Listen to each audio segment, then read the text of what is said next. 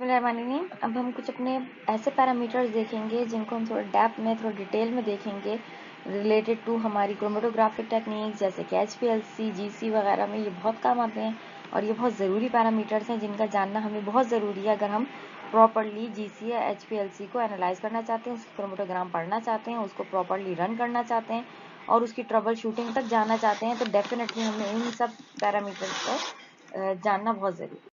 Properly उसकी quality को monitor करने के लिए, अपनी क्रोमेटोग्राम को मॉनिटर करने के लिए बहुत सारे पैरामीटर्स को समझना ज़रूरी है और उन पैरामीटर्स को समझे बगैर हम अपने क्रोमेटोग्राम को, अपनी प्रॉपर्ली सिस्टम्स को नहीं समझ सकते। पैरामीटर हमारे पास आता है कैपेसिटी फैक्टर का। कैपेसिटी फैक्टर जैसे कि आप लोगों को पता है कि हमारे पास डिस्ट्रीब्यूशन होती है सॉल्यूट की between mobile to stationary phase या स्टेशनरी टू मोबाइल फेज। जब अपना सॉल्यूट अपने आप को दो डिफरेंट फेजेस में डिस्ट्रीब्यूट कर देता है, अपने आप को दो फेजेस में डिवाइड कर दे मतलब डाल देता है, तो फिर हम कैपेसिटी फैक्टर देखते हैं। कैपेसिटी फैक्टर को हम के प्राइम से रिप्रेजेंट करते हैं और इसका formula TR minus T naught over T reference होता है। अगर आप लोग इस फिगर में देखें तो आप लोगों को समझ आएगी कि हमारे पास ये T नॉट है, उसके बाद हमारा first retention time of a solute, फिर सेकंड और फिर थर्ड। हमेशा ये जो हम रिटेंशन टाइम लेते हैं इसको सेंटर ऑफ द पीक से लेते हैं, हमेशा ये सेंटर से लिया जाता है। ये हमें बताता है कि पीक जो है वो प्रॉपरली इल्यूट हुई है या नहीं, या हमारे पास अनरिटेन्ड सॉल्यूट मौजूद है, या हमारा सॉल्यूट जो है प्रॉपरली इल्यूट हो चुका है। जितना टाइम और जितना वॉल्यूम हमारे पास होता है मिलता है अनरिटेन्ड सॉल्यूट का, वो हमारे पास डेड टाइम कहलाता है। इसमें जो T नॉट है वो हमारा डेड टाइम है। ये हमारा वो सॉल्यूट है जिसमें हमारे सॉल्वेंट के साथ हमारे स्टेशनरी फेज के साथ कोई इंटरेक्शन नहीं की, और जैसे ही मोबाइल फेज को हमने रन किया तो मोबाइल फेज के साथ एज इट इज बाहर आ गया। तो ये हमारे पास अनरिटेन्ड सॉल्यूट या डेड टाइम या डेड वॉल्यूम के लिए ये पीक शो की जाती है और इसके रेफरेंस में हम अपनी बाकी पीक्स को मॉनिटर और अंडरस्टैंड करने की कोशिश करते हैं। तो यहाँ पर हमारे पास जो सॉल्यूट होता है ये हमारे पास अनरिटेन्ड का है। जो पहली पीक है वो अनरिटेन्ड सॉल्यूट की है जो कि T नॉट कहला रही है, और जो उसके बाद है हमारे पास फिर फर्स्ट सेकंड थर्ड सॉल्यूट्स की पीक आती है जो कि हमारे पास सिस्टम में मौजूद सॉल्यूट्स होते हैं। कैपेसिटी फैक्टर के जरिए हमें ये पता चलता है कि हमारी पीक कब इल्यूट होगी। हमारी पीक अगर हम अनरिटेन्ड सॉल्यूट के रेफरेंस में देखें तो हमारी पीक कहाँ मौजूद है। तो जब हमें डेड टाइम या डेड वॉल्यूम पता होगा तो हम उसके रेफरेंस से फिर अपनी पीक मॉनिटर करते हैं, और डेड टाइम और डेड वॉल्यूम का इफेक्ट हमारी पीक पर हम नहीं ले सकते क्योंकि वो टाइम तो हमारे सॉल्यूट ने लिया ही नहीं, वो तो कॉलम को भरने में लगा था। तो इसलिए हम रिटेन्ड सॉल्यूट से हमें डेड टाइम और डेड वॉल्यूम पता चल जाता है, और इसके रेफरेंस से हम अपनी इसके मदद से हम अपनी सॉल्यूट्स की पीक मॉनिटर कर लेते हैं। एक से नीचे और 10 से ऊपर नहीं लिया जाता। एक से नीचे लेंगे तो आपकी रेजोल्यूशन नहीं आएगी, और अगर 10 से ऊपर लेंगे तो सिर्फ सॉल्वेंट ज़ाया होगा, टाइम ज़ाया होगा, लेकिन फर्दर रिजॉल्व वो नहीं होगा क्योंकि वो तो ऑलरेडी रिजॉल्व हो चुका है। अब 10 के बाद अगर आप जाएंगे तो आप सिर्फ और सिर्फ सॉल्यूट अपना सॉल्वेंट ज़ाया कर रहे हैं, अपना टाइम ज़ाया कर रहे हैं, क्योंकि पीक ऑलरेडी रिजॉल्व हो चुकी है। दो पीक फेयरली एक दूसरे से सेपरेट हो चुकी हैं। अब फर्दर अगर आप इंक्रीज करते हैं तो फिर आपका सिर्फ टाइम और सॉल्वेंट ज़ाया होता है। और ये बात याद रखिएगा कि जो HPLC ग्रेड के सॉल्वेंट्स होते हैं वो बहुत महंगे होते हैं और इन्वायरमेंटली भी हम पसंद नहीं करते, तो इसलिए हम सॉल्वेंट का वेस्टेज पसंद नहीं करेंगे। तो ये बात याद रखिएगा कि हमें कैपेसिटी फैक्टर की वैल्यू 1 से 10 के दरमियान ही रखनी होती है। 1 से नीचे जो हमारी पीक्स हैं वो रिजॉल्व नहीं होंगी, और 1 और 10 से ऊपर हमारे पास टाइम का और सॉल्वेंट का ज़िया ही होगा। खाली टाइम आपकी मर्जी का नहीं आ रहा, 1 से नीचे आ रहा है, तो आप के प्राइम को आसानी से एडजस्ट कर सकती हैं, ऑल्टर कर सकती हैं। अगर आप अपने मोबाइल फेस की कॉम्पोजिशन चेंज कर दें या मोबाइल फेस की परसेंटेजेस चेंज कर दें, उसकी पोलैरिटी ऑर्डर को चेंज कर दें, तो आप उससे अपनी के प्राइम की को एडजस्ट कर सकती हैं और आप उसको विद इन रेंज लेकर आ सकती हैं।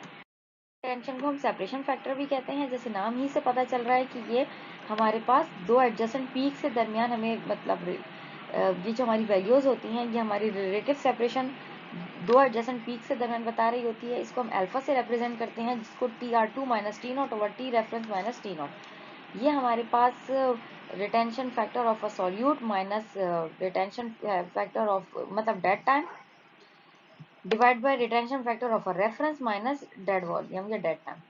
अल्फा जो है ये हमारे पास एक से बड़ा ही होना चाहिए, हम इसको एक से छोटा नहीं ले सकते। एक से बड़ा अगर हम अपना हमारा रिटेंशन टाइम जो है एक से बड़ा होना चाहिए, लेकिन अगर हम इसको ज़्यादा बड़ा करने लगेंगे, ज़्यादा टाइम ज़ाया करेंगे, मतलब ज़्यादा इंक्रीज करेंगे, तो पीक फर्दर तो रिजॉल्व नहीं होगी, सिर्फ हमारा टाइम ही ज़ाया होगा। जैसा कैपेसिटी फैक्टर के केस में हमारा टाइम ज़ाया हुआ था। हम इसको K2 ओवर K1 से भी रिप्रेजेंट कर सकते हैं, और अल्फा हीट से हम इसको रिप्रेजेंट करते हैं। क्रिएटिव रिटेंशन टाइम को एडजस्ट करना चाहते हैं तो फिर आप लोगों को क्या करना होगा कि आप अपने स्टेशनरी फेज को चेंज करें, क्या अपने मोबाइल फेज की कॉम्पोजिशन को चेंज करें। बाय ऑल दीज मीन्स आप लोग अपना रिलेटिव रिटेंशन को विद इन रेंज लेकर आ सकते हैं, और इसके लिए आपको स्टेशनरी फेज और मोबाइल फेज की ऑल्टरिंग करनी होगी। नाम से ही पता चलता है कि किसी चीज़ की रिजॉल्व होने की पावर कितनी है, कोई चीज़ कितनी ज़्यादा बेहतर दिखाई दे रही है। अगर हमारी दो पीक्स रिजॉल्व है, इसका मतलब है दो पीक आपस में दूर हैं और वो बेहतर नज़र आ रही हैं। उनकी जो पीक अपर्चर्स है, उसकी जो पीक शार्पनेस है, पीक मतलब हर चीज़ हमें सही नज़र आ रही है, तब वो पीक रिजॉल्व पीक कहलाती है। तो रेजोल्यूशन को हम RS से रिप्रेजेंट करते हैं। फिगर्स में आप लोग मॉनिटर करें तो जो आपकी फिगर 1 है उसमें हमारे पास 10% अनरिजॉल्व पीक मौजूद है, और हमारी रेजोल्यूशन जो है वो 0.7 आई है, 75 आई है। लेकिन जब हमारे पास अनरिजॉल्व पीक जो है वो 4% रही है तो रेजोल्यूशन 1 आई है, और जब हमारे पास रेजोल्यूशन जो है वो 1.5 आई है तो अनरिजॉल्व पीक जो है वो 0.3% हो गई है। जिसके बाद हमारे पास बेस से तो ये लोग आपस में सेपरेट हो ही चुके हैं। ये नेग्लिजिबल अमाउंट में हमारे पास अनरिजॉल्व है, तो इसको हम बॉदर नहीं करेंगे। हमारे पास पीक बेस से भी सेपरेट हो चुकी है, हमें सेंटर पॉइंट चाहिए, वो भी हमारा अराइज हो चुका है। पीक आपस में एक दूसरे से फेयरली डिस्टेंस पर मौजूद है, तो इसका मतलब है ये एक रिजॉल्व पीक है, ये एक प्रॉपर पीक है।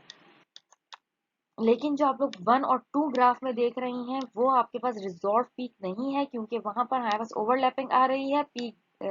पीक अच्छी नहीं है, शार्प नहीं है, और इसकी रेजोल्यूशन भी इसीलिए बहुत लो है। रेजोल्यूशन लो होती है वैसे वैसे हमारे पास पीक जो है वो मर्ज भी होती है। पीक मर्ज होती है तो रेजोल्यूशन लो होती है, वाइस वर्सा की ये कहानी है। इसकी जो फॉर्मूला है वो R is equal to TA-TB over 0.5 WA plus WB भी हो सकता है, और आप चाहें तो 0.5 को ऊपर ले जाके 2 भी कर सकते हैं, तो इन दोनों से रिजल्ट सेम ही आता है क्योंकि एक ही बात है। ये हमारे पास नीचे हमारे पास विड्थ ऑफ अ पीक्स है और ऊपर हमारे पास retention times of a peak है। इसकी जो वैल्यू है हम उसको मतलब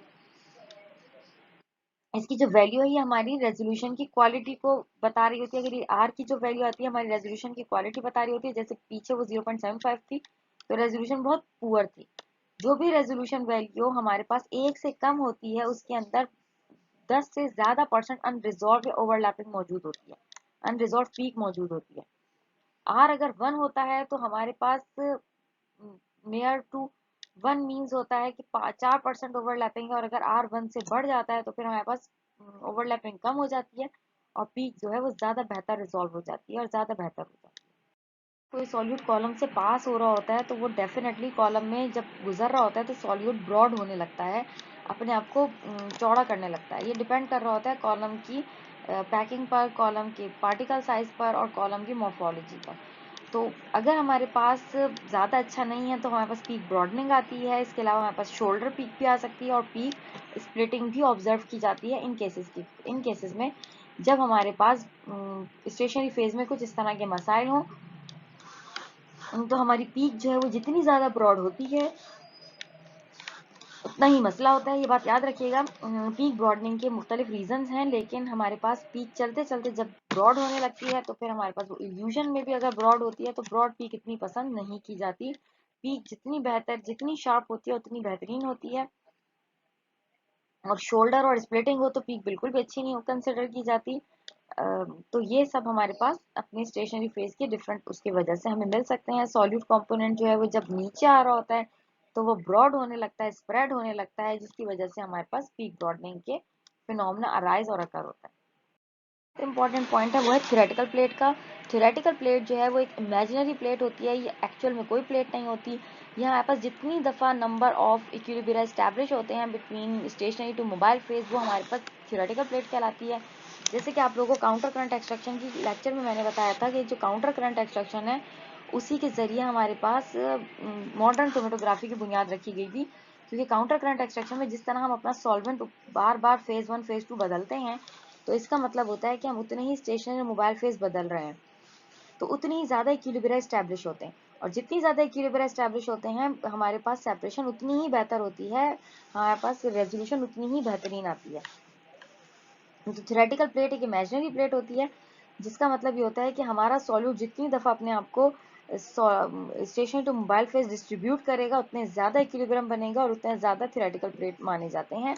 इसका फॉर्मूला n = 16T/W का होल का स्क्वायर होता है।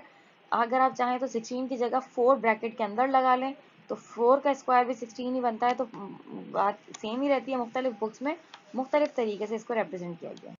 थ्योरेटिकल प्लेट में अगर हमारे पास जितनी ज़्यादा विड्थ होती है उतनी कम थ्योरेटिकल प्लेट बनती हैं, जितनी कम विड्थ होती है, पीक की विड्थ जितनी कम आती है, इसका मतलब होता है उतनी ज़्यादा थ्योरेटिकल प्लेट्स हैं।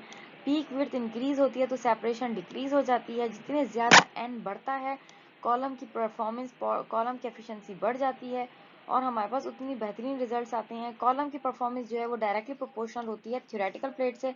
जितने ज़्यादा थ्योरेटिकल प्लेट होते हैं, इसका मतलब होता है कॉलम की एफिशिएंसी या कॉलम की जो परफॉर्मेंस है वो उतनी ज़्यादा बेहतर है। तो कॉलम की परफॉर्मेंस, कॉलम की एफिशिएंसी डायरेक्टली प्रोपोर्शनल होती है हमारे पास नंबर ऑफ थ्योरेटिकल प्लेट्स है। जितने ज़्यादा थ्योरेटिकल प्लेट होंगे हमारे पास कॉलम की परफॉर्मेंस उतनी बेहतर होगी। जो हमारे पास थ्योरेटिकल प्लेट हैं वो विड्थ से अफेक्ट होते हैं। हमारे पास जितनी ज़्यादा थ्योरेटिकल प्लेट की भी एक विड्थ होती है, अगर वो भी ज़्यादा होगी तो definitely number of theoretical plate कम बनेंगे। जितनी कम विड्थ की थ्योरेटिकल प्लेट बनेंगी उतनी ज़्यादा नंबर ऑफ थ्योरेटिकल प्लेट बनेंगे। तो थ्योरेटिकल प्लेट जो है वो रेजोल्यूशन में बहुत इंपॉर्टेंट रोल प्ले करती है।